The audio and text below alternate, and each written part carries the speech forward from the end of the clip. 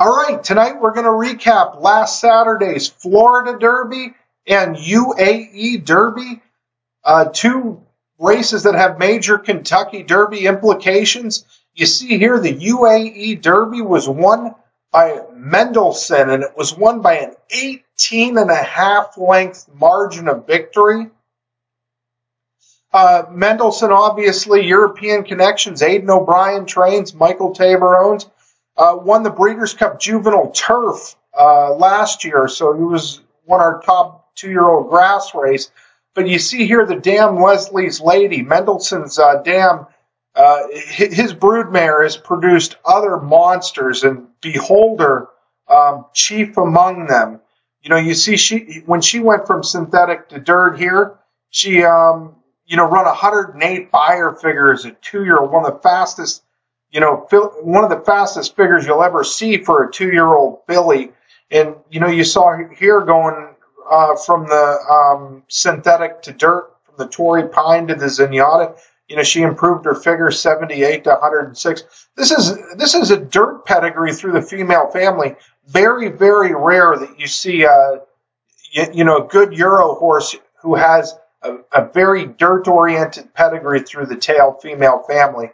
And interestingly, Into Mischief, who is the sire of Audible, who won the Florida Derby. We're going to be talking about Audible when we recap the Florida Derby later in this video.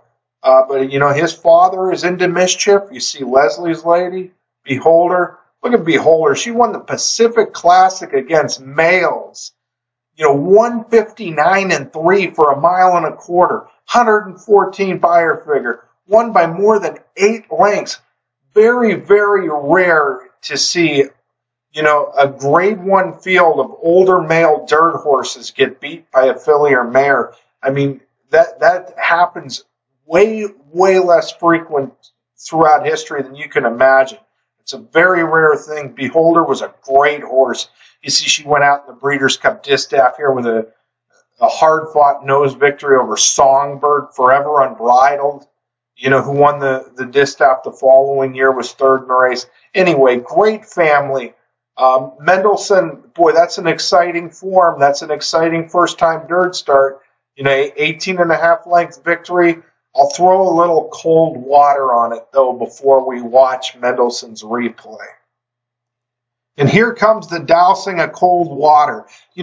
We did a video last week on how we looked at the Dubai World Cup prep races run on the dirt for what was called Super Saturday. It was their big prep day. What we saw was just an unbelievable inside speed by just a conveyor belt inside. If you went to the lead and you got inside, it was just, you got carried around by a conveyor belt. I mean, horses were winning by, 7.5, 12.5, 11.5. There'd be 11, 12 horse fields where the 4th place finisher was getting beat 24 lengths, 26 lengths, 28 lengths. I mean, the fields were stretched. There'd be 50, 70 lengths, 80 lengths from first to last in those races. The kickback was just tremendous coming back. It was very hard for horses to take, but you had that conveyor belt speed bias inside. Now, that was the Super Saturday card we watched. This was a report in the Racing Post, a European horse racing site, about the Maidan dirt track, and this came out, right days before the World Cup. It says, according to a report in the Racing Post, 75% of horses in thoroughbred races during the past 7 meetings, that's, slang in European racing for racing days, on a fast surface were won by horses who were in the lead after 4 furlongs. There are 4 thoroughbred races on the dirt on Saturday with the 10 mil. And of course, 3 of these 4 were won wire to wire by, the $10 million Dubai World Cup was won by Thunder Snow, the long shot for Godolphin in the race, who managed to get inside, get to the lead. And as soon as he was able to cross and clear, as soon as Javier Castellano let him go on West Coast, anyone who was familiar with that track knew that Thunder Snow couldn't lose. I mean, when I saw it a quarter mile into the race, I didn't give Thunder Snow too much chance coming in, although he was a horse we talked about in that video is probably running as good as any horse on that prep day, because he was the only horse who was denied the lead on Super Saturday that was anywhere in the TV screen afterwards. So, when Thunder Snow got the lead over West Coast, it was like West Coast got no shot. Thunder Snow might win this by 10, you thought instantly. And, of course, Thunder Snow did win the Dubai World Cup. It wasn't quite 10 lengths. He won by about 5 or 6. West Coast, run a brave race to battle on and get second. He was a path outside of him the whole way, and that doesn't seem too significant. But if you watch those replays, that outside stalking trip was not too much better. It was he was able to fight off his stablemate Mutahij, who was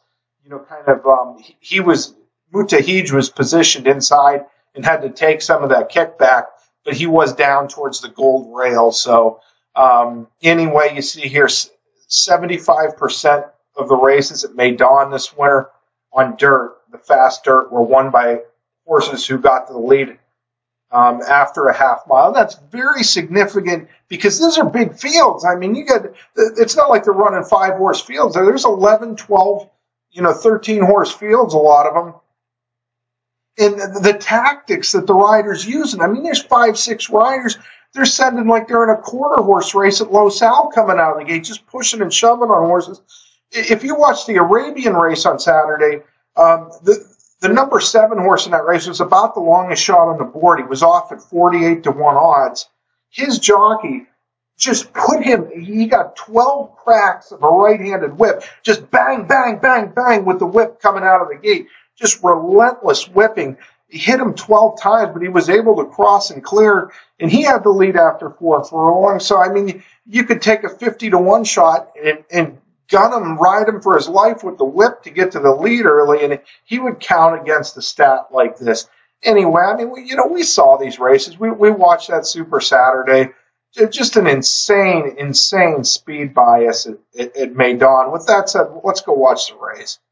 Here it is. We'll cue it up here. The 4-horse here is Mendelssohn in the purple colors. The purple, he's got purple silks, purple cap. The 5's the Godolphin horse, Goldtown. Now, this Godolphin horse was actually in the Kentucky Derby future betting. He got a shout out from like the Gulfstream Park track announcer, gave him a big shout out on Twitter when he won his prep by 11, and he got to the inside, got the lead early, and he looked like to the people who are more visually oriented, he looked like a freak, winning by 11 plus lengths, and he was actually, I believe, a slight betting favorite. He was a horse that they had Kentucky Derby futures on, was a slight betting favorite over Mendelssohn. But his win was biased. We'll run it here. Still a little bit nervous in the gates. Okay, watch. Good aggressive ride. Look at him pushing and shoving on the 4. You got Mendelssohn with the blinkers there, and the race is over as soon as he crosses and clears. If he crosses this horse here, which he's able to do, race is over. And this filly with the this filly with the black silks inside right here ends up running second in the race. She outran her odds to be second over. You see the Godolphin horse outside. She was about 6 times the price of that, and of course, Reride came up the fence to be third. But right here, you see this is just a dream set of circumstances for Mendelssohn. He was sent hard coming out of the gate. He was able to get the inside speed position, and this is where you've seen all the horses from there that have just run. That you get to the lead and you just run huge here. So we'll watch Mendelssohn continue on. He's going really good right now. The filly inside here, she's going to, drastically outrun her odds to be second. She never left the rail. She took some kickback, but look at Mendelssohn get away here. This is very impressive. Just skipping away. Everyone else is being hard ridden in behind him, and his rider really hasn't given him his cue yet. Now he kind of shakes him up a little, and tremendous drawing off, going to win by 18.5 lengths. This would be such an exciting performance if it wasn't for the smoke and mirrors of the bias. You see, look at the horse in third rallying inside of the big favorite. The Godolphin horse looked like, he was getting shout-outs on Twitter when he got the rail and was winning by double digits. He didn't get the rail, and that was, the difference there. So Mendelssohn, visually fantastic, huge margin of victory, but there were smoke and mirrors with that bias. And, of course, when we talk about, inside speed bias dirt tracks, what you have to think of is the Keeneland tracks of the late 90s and early 2000. I mean, they had just a surface that was especially in the spring. You'd get a Saturday in the spring, the weather was warm. They, try to speed up the track a little, do some maintenance on it, and you'd see, just some powerful speed biases that day. And, there's a notion that people have that sometimes people have that I think is just ridiculous. And that's that, these biases don't impact, high quality class horses. It's only, for cheaper. And that's nonsense here. I mean, you see, this is like the 95 Bluegrass here I pulled up. You've got Wild Sin, a 6-horse field. He broke from the rail. So he broke from post position 1 that day. He got away with a 49 flat half mile, was a length and a half in front. So, inside speed track, loose lead through soft fractions. And, he went off and drew off at 30-1, won the Bluegrass by 2.5 lengths. Thunder Gulch was widest that day. It was only a 6-horse field. He was actually 3 to 5 wide the entire way, was the widest horse in the race throughout. And, he was a half length back at the third call and finished 4.5 lengths beaten at the wire. So Wild Sin, kind of easily put 4 lengths on him from that point home. And this gave the impression to a lot of people that Thunder Gulch, wasn't, they avoided him like the plague coming into the Kentucky Derby. You see, he was 24-1. How often does a horse win the Fountain of Youth, win the Florida Derby, and go off 24-1 in the Kentucky Derby? But I mean, it was just a discouraging sight of seeing, the hapless Wild Sin power away from him, riding a bias. And, you got, not only did Thunder Gulch win the Kentucky Derby at 24-1, but the horse that was second in the Kentucky Derby that year, Tejano Run, he also ran this Bluegrass, and he was like the wide closer in the Bluegrass. He was off the slow pace, tried to close into it, just made no impression. Well, they ran the third and fourth place finishers that got dusted by Wild Sin, come back and run 1-2 in the Kentucky Derby. Difference in fractions, 45-4. And there's no wild inside speed bias at Churchill. Churchill, like 99.9% of American tracks, they tend to be fair.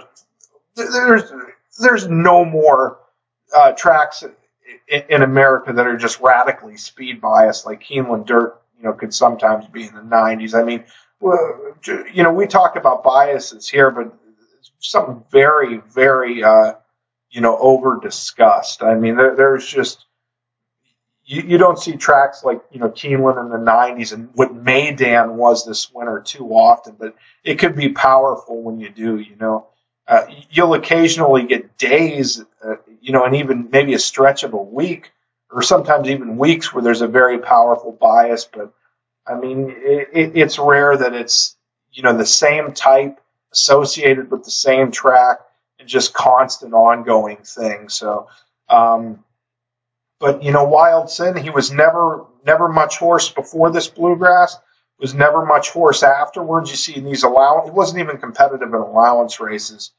Whereas, Thunder Gulch, he went on to win the Kentucky Derby, got beat less than a length in the Preakness, won the Belmont, won the swaps over DeHaas and Pettenville, won the Travers, beat older horses, giving weight away in a handicap race, with the wide trip there at Turfway. So, I mean, the Thunder Gulch, good, honest horse. Even a classy, honest horse, when you're outside on a gold rail day, even if you're close to the pace, I mean, XY Jet threw that race away at Dubai in the sprint by, conceding the inside early to some local Dubai horses got no speed to match him, was just gunned inside of him. And, the rider in XY Jet just kind of let him go. Just like Castellano did on West Coast, let the Godolphin horse go. They wanted to be in this, nice outside stalking position here like Thunder Gulch. Wrong thing when the track is, like it was. And one more thing quickly before we move along to the Florida Derby. But here was Sinister Minister. This was the horse that kind of, spelled the end for the old Keeneland dirt track. You see he was, he run a Golden Gate in the Cal Derby, got beat 4 lengths. Running the San Vicente was 6th, beaten 19 lengths. He won the Bluegrass. This is a grade 1 race. He won it by 12 3/4 lengths. He opened up 7 early. 116 Briz speed figure. I mean, that's absolutely enormous. I mean, you don't see grade 1 older horses run that kind of number, almost never, maybe once or twice a year. It just shows you how powerful an inside speed bias could be. It carried him. They actually bet Sinister Minister to 9-1 in the Kentucky Derby off that race. He was 16th, beaten 30 lengths to Barbaro. He never did anything before that. You see here his whole racing career, he had 2 wins. He won a maiden 62.5, so he won a maiden claiming race going 5.5 furlongs. And he won the grade 1 Bluegrass by 12 3/4 lengths. And then, he couldn't win an allowance race after. He was the kind of horse who was a big, big reason why Keeneland moved to a poly track, a synthetic surface. Their dirt track had just this harsh reputation, but it was a deserved reputation, for sometimes turning into a ridiculously inside speed track. Turfway was actually the first track to do it. They like the all-weather aspect of it. They run in the winter. But Keeneland followed. They tended to give 2 reasons, why they thought Keeneland should be a synthetic track. One, they said they felt it was in the best interest of the horses in the sport. It was a safer surface, in their opinion, better for the horses. But the second reason that they gave was, was that their dirt track was just, was ridiculously inside speed favoring. But of course, they went to poly track in, sometime around like 2007, 2008. And, eventually that didn't go over too well. I mean, that really changed the dynamics of the racing. Now Keeneland's back to a dirt track, and the new Keeneland dirt track is nothing, absolutely nothing like the old Keeneland dirt track. The inside speed bias at Keeneland, it's been gone since, like the days of Sinister Minister there. When they went to the poly track, it went away, and the new dirt surface hasn't brought it back. With that said, let's look at the Florida Derby now. And the Florida Derby was run at a viciously fast early pace. 2-turn dirt race is 1.1 miles at Gulfstream, and they went 21-4 for the first quarter of a 2-turn dirt race. That will absolutely kill the speed every time. I mean, it's like, I don't think Seattle Slew could stay on after doing that. That is just ridiculously fast. But anyway, Audible won the race. The 8-5 favorite took another step forward. You see, 85, 91, 94, 105, and he took another step forward to 107. Hofburg, the recent maiden winner, was second. And I included Millionaire Runner's cut of form in here because I just wanted to show you how the horses who relaxed off the pace really did best in this race. You see over here was a 9-horse field, 9 horses in the Florida Derby. Millionaire Runner was this hopeless long shot with his 2% trainer that had no business being in the race. But they kind of did something that I guess, they could say proved out to be clever in hindsight. I mean, it was, they paid $1,000 for this horse, and he probably made half of his $59,000 in career earnings from running fifth in this Florida Derby. And they did it by, this is a horse with some speed. He had the lead early in the Remsen, faded, got beat 20 lengths. He pressed the pace in a one-turn race here. They went 139 for a mile. It's a one-turn mile. He had the lead early. But Bautista really deserves credit for riding a smart race. He took him in hand coming out of the gate, and he had him 18 lengths back. He was dead last. He was way back there, 18 out of it. They might have got even better results if they had him 30 out of it, the way the Florida Derby was run. It was ridiculous. They went too fast early. But you see the recent maiden winner, Hofburg, 9-horse field. Jose Ortiz had him in a great spot early. He was 8th, beaten 15 lengths. The only horse that was behind him early was the Hopeless Millionaire Runner. So Hofburg got all the best of the pace. He was a horse that we kind of liked for pedigree purposes. We thought he was improving. He won his maiden race earlier in March by just a half length, but he stepped up nicely, run a good second in the Florida Derby. And Audible, just such a cool, relaxed horse. He was a horse we kind of looked to play against. We wanted to bet against him as a big favorite in this race, and we maybe we're grasping at straws looking at his workout videos. He hadn't been training quite as well as he had in the Florida Derby. He hadn't been training certainly as aggressively coming into the Florida Derby as he had at other stages in his career. I mean, he's a $500,000 2-year-old in training purchase, but into mischief son here. But he relaxed so nicely in this race. He was 5th. He was 11 back at the first call, and when some of the riders were starting to panic back there and kind of pushing, all the riders kind of wanted their horses a little closer. It seemed like from the back through the second call. Audible was just cool as a cucumber. He gave 3 positions away, and this is when Pletcher said in the post-race interview he kind of got a little concerned, from the 3/4 pole to the 5/8 pole, because Audible, he 9-horse field. He had only Millionaire Runner beat the Hopeless Longshot. He was second to last at the second call, but it's just he's a cool customer. He relaxed nicely, and he swept by to win by 3 lengths. Tale of 2 races, though. These were the horses who relaxed from off the pace. I'll show you the 2 speeds now.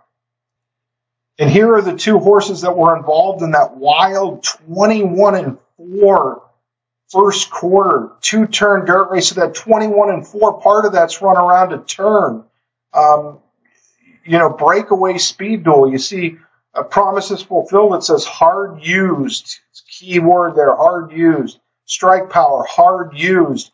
What happened in the Fountain of Youth, a mile and a 16th earlier in the month, Promises Fulfilled went to the lead, got no pressure. Strike Power, this was Strike Power's first time around 2 turns, and they just, they let Promises Fulfilled go. They wanted him to, relax and try to run as an efficient a race as he could, just to see where he was at. Promises Fulfilled went wire to wire. Strike Power was second at every call. They were out kicking the closers in the stretch. Good Magic, last year's 2-year-old champion, he got out kicked in the stretch. These 2 horses ran away from Good Magic in the stretch. There were pretty honest closers in that race. Strike Power and Promises Fulfilled, because they were able to relax early, run efficiently. They kicked away from the closers at a mile and a 16th. Now there'll be some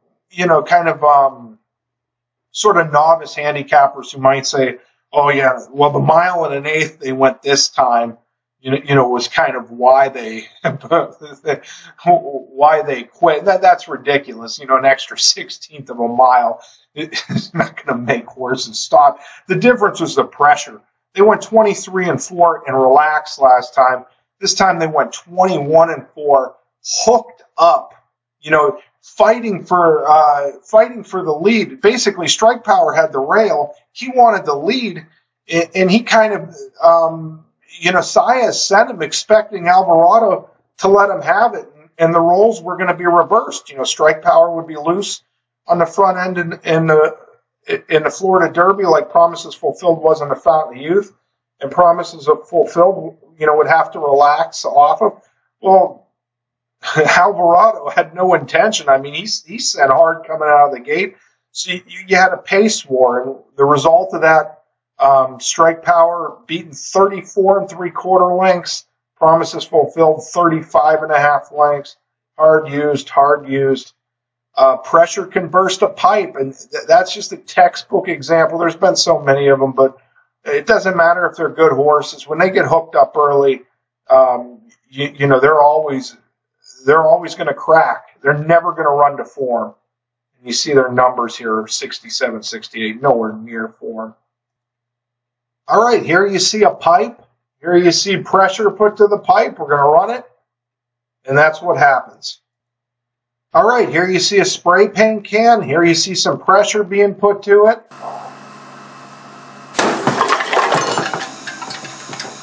And that's what happens. That is just what pressure can do. It can do that to two horses who hook up, and their performance, it'll make their form explode. All right, with all that said, let's watch the tape, watch the replay of the Florida Derby. Post position number 1, that's Strike Power. Post position number 4, Promises Fulfilled. And your eventual winner is going to be in post position 8, Audible. He's got the red silks with the yellow star on up there. We're going to run the tape, but the first thing you want to notice, watch the jockeys, Saez on the 1 and Alvarado on the 4. Both of them are going to be sending for their lives coming out of the gate. They're going to be pushing, shoving, hooping, hollering, and smooching at their horse. They want the lead. They want the other one to back out. That gives them their best chance to win. Get that position, get loose. When they hook up early, I mean, it's devastating. We'll run it. All right, you see Alvarado there. He's sending Promises Fulfilled hard. Saez does the same. They're already in a breakaway speed duel going into the first turn. You see a little race ride in there. Saez trying to float Promises Fulfilled out to discourage him. Right here, and that didn't even work. And, Strike Power gets crossed and cleared on right here, has to take a hold. When they put up the 21-95, you see up here in this right-hand corner, 21-95 first quarter, I thought there was no chance either one of them finishes the race at this point. Just the fact that these two horses were both able to cross the finish line without coming to a complete stop and being a DNF, great display of stamina by these two horses just to finish this race after that. You see Audible back here in last, he's second to last. Hofburg inside. Millionaire Runner is the horse way back here in last, the Hopeless. You see Audible moving nice now. He relaxed through the early stages, and he is going really well here. Johnny B's got some horse on the outside. You start to see Promises Fulfilled. The Fountain of Youth winner is coming under big pressure. He's basically done. Strike Power's out of order, and here comes Audible. Now he's the fresh horse coming wide. Now the recent maiden winner, Jose Ortiz, has got. He rode Hofburg beautifully. He's got him in a great position here. The recent maiden winner, Hofburg, going to try to make a race of it here. He kind of lugs in a little. He idled last time if you watch, but Audible is just going better here. They're all getting tired a little bit. You see Audible drifting out, but they're the two fresh horses. And Audible draws off, wins the Florida Derby like a good thing. You see they went, the final, the come home time wasn't strong, but that was more a product of the pace than anything else.